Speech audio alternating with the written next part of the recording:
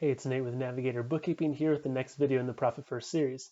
Now, we've talked about some of the accounts on the sheet here. We've talked about tax. We've talked about operating expenses. Today, we're going to talk about owner's comp and why that matters.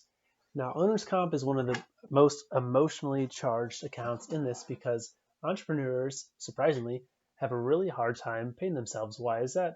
Because as business owners, we feel very strongly about always keeping enough money in the business to make sure it stays running and make sure we have everything the business needs. The business is like a baby, right? We want to put everything towards it. But as business owners, we also need to pay ourselves. 30% of business owners actually don't pay themselves at all.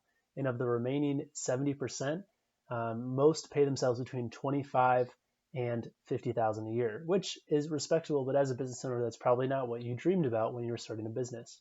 So the owner's compensation account really is geared towards making sure business owners pay themselves first. We're setting aside money twice a month out of all of our revenue to make sure that you're paying yourself a salary. Now, that salary doesn't have to be $1,000,000 a year, it doesn't even have to be $100,000 a year, but you need to at least start small and start paying yourself something. What that's going to do is it's going to start repetition of you putting aside money, setting aside money to pay yourself, to respect your position, to respect all the work that you're putting into the business. And we're setting aside money so that less goes towards expenses as well. So that's the third Profit First account. We talked about tax, talked about operating expenses. Now we're talking about owner's compensation. When you're setting up those three, you're really setting aside a large chunk of your money, putting it in the right place and setting it aside so that it's all not lumped together, so that all the money is not going towards expenses. But now we're saving money for taxes, so tax time is covered.